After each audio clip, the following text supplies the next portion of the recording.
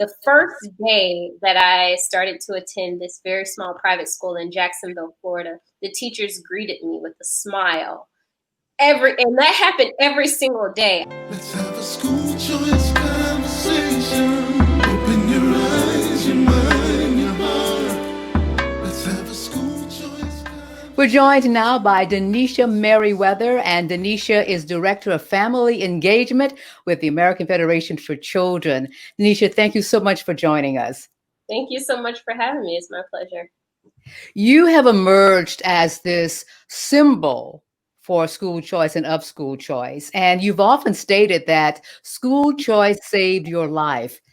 Take us back to when you were younger and growing up and before you were introduced to school choice. What was it like for you?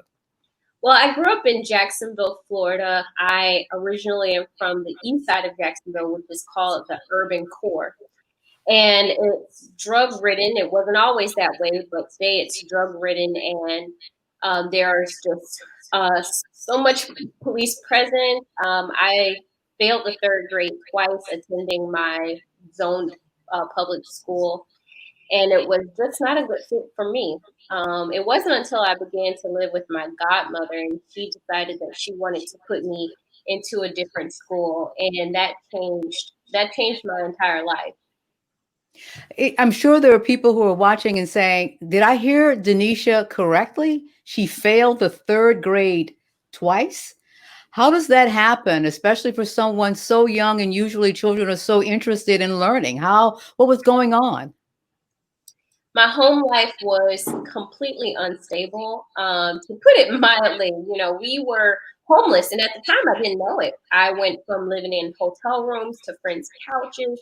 It was just a very, just very disturbing time during my life. When I walked into the classroom, it was no different. Teachers looked down on me. I walked in and they would sigh. They knew my last name, the Merriweathers, and so when they heard that another Merriweather kid was coming in their classroom, they did not want to have me in there. I became just so despondent. I did. I hated school. I didn't like going to school. I failed the third grade twice because I didn't pass reading, and as I began to hate to learn to read. And so it was not a good time. I got into fights constantly. In the fourth grade, I had a little bit of hope because I was accepted into a program to get me into my right grade. It was called the STAR program. It was a program that was made up of students just like me who failed multiple times. It was really crazy now that I'm older and I think about these are kids in elementary school who failed two, three, four times in elementary school. But it was a program with other kids like me, and I thought, man, this is my chance. I could get caught up to my right grade. They'll put me in. I failed that program. So I did not pass the STAR program in order to get into my right grade. And that just sealed the deal. I said that school is not for me. And I just thought that was. But there was an intervention because there is a dramatic shift in your experience. What happened that suddenly your view of teachers changed? Or maybe it wasn't quite so subtle and quite so simple. So when was there a shift in your life? In the sixth grade, I began to attend a private school on a tax credit scholarship. And that is when my view of teachers changed. The first day that I started to attend this very small private school in Jacksonville, Florida, the teachers greeted me with a smile. And that happened every single day. I thought that it was going to stop. I said, okay, after the first week of school, these teachers are not going to be smiling at me. They're not going to be so happy that I'm in their classroom. But that was not the case. Each and every day, from the sixth grade until I graduated in the 12th grade, every single day, those teachers greeted me with a smile. The other way my view of teachers changed because of education choice was when I read. So in my other schools, I would read out loud, and teachers would immediately go to another student because I struggled with reading. At my new school, the teachers stayed with me. Every student would be raising their hand to read out loud. I would not raise my hand, but the teachers would call on me anyway. I would stumble, crying over words, and I thought, The students were gonna laugh at me. I thought the teacher was gonna just say, ugh, go to another student. You're reading too slow. But they didn't. And each and every time I read a little bit quicker, I became a bit more confident in my reading abilities. The summer before I started at the school, a teacher met with me one on one to practice my multiplication tables. I didn't know my multiplication facts going into the sixth grade, and she took the time to help me learn them over the summer before I started. I could go on and on because it was like night and day. It was like night and day. That is such a fantastic story. So, as you're moving along, did you ever see yourself finishing high school? Did you ever see yourself going to college? Because those things did happen for you. Yeah, I am going to say no. And I don't say that lightheartedly. My mother didn't graduate from high school. My uncle didn't graduate from high school. I come from a long family of high school dropouts. And so it was not abnormal for me to just go in that same trajectory as the rest of my family. But I didn't. I graduated from high school, becoming the first in my family. I went on to receive a master's degree in social work, all because of education. And that would not have been the case. What do you think of all of the media coverage? You've been on national shows, there have been blogs, there have been a lot of shows and coverage of you.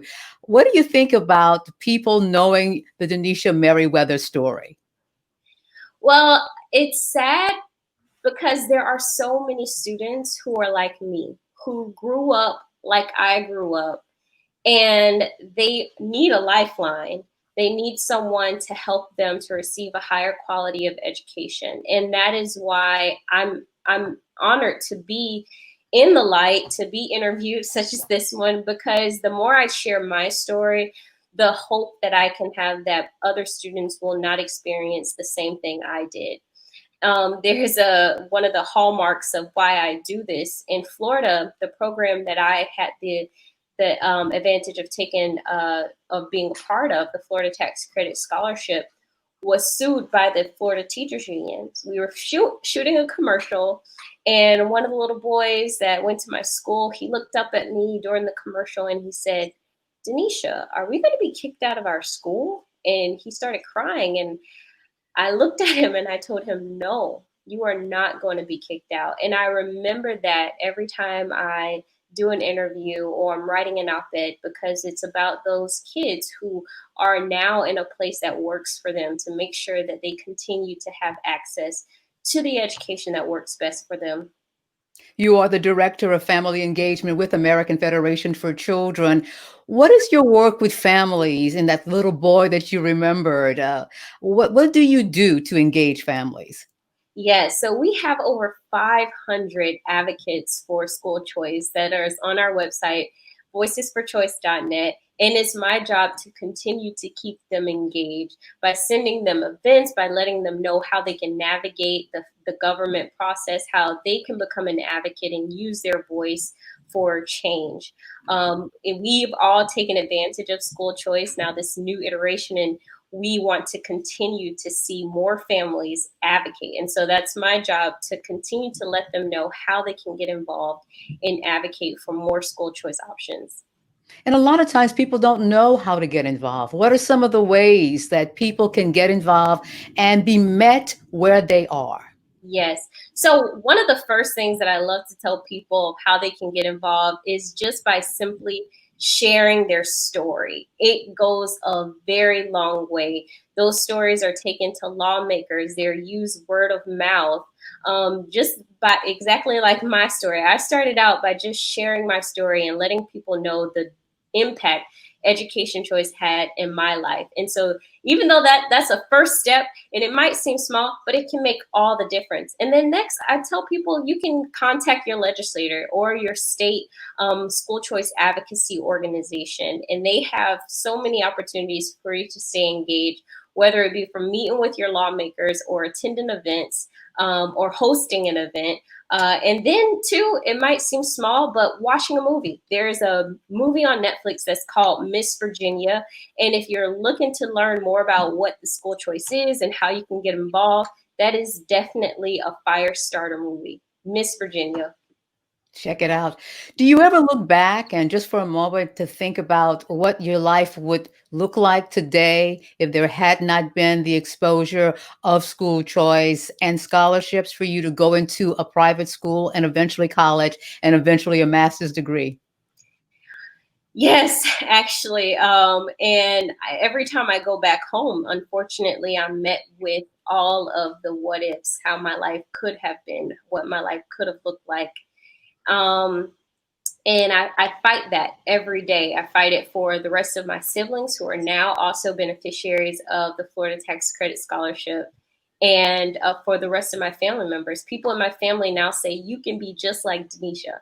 And it means so much to me that I have older people talking to my younger cousins saying, you can be like her, you can make your life modeled just like she did. And so it makes me proud. I have a lot of people riding on my coattails, which no pressure, but a lot of It also shows the power of encouragement and belief because I would love for you just to give a little recognition to your godmother because you pressure. talk about how instrumental and no nonsense and having high expectations she's always had in your life.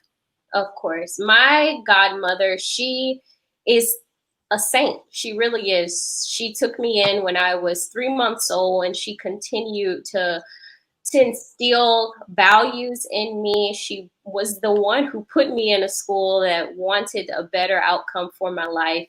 She didn't have to do it, but it was just because of her heart that I am here today. And so I do. I say thank you, mom. I call her my mom because she really is. And I do. There's a common criticism of school choice that says, "Oh, parents are not able. They're not capable." My parent was not able or capable, but I had a fantastic woman of God who stepped in and took care of all of my needs. And so I really do attribute my academic success and my professional success to her. Any final words on school choice and how it can save someone's life? It really can.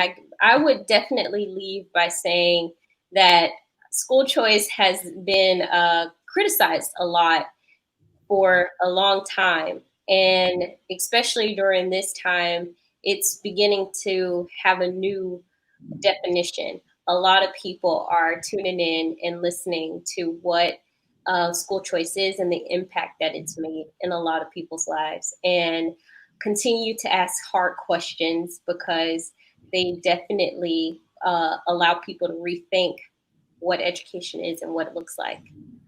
Denisha Merriweather, thank you for sharing your story and being an advocate and a champion for school choice. Thank you so much. And thank you all for watching. We'll talk to you next time.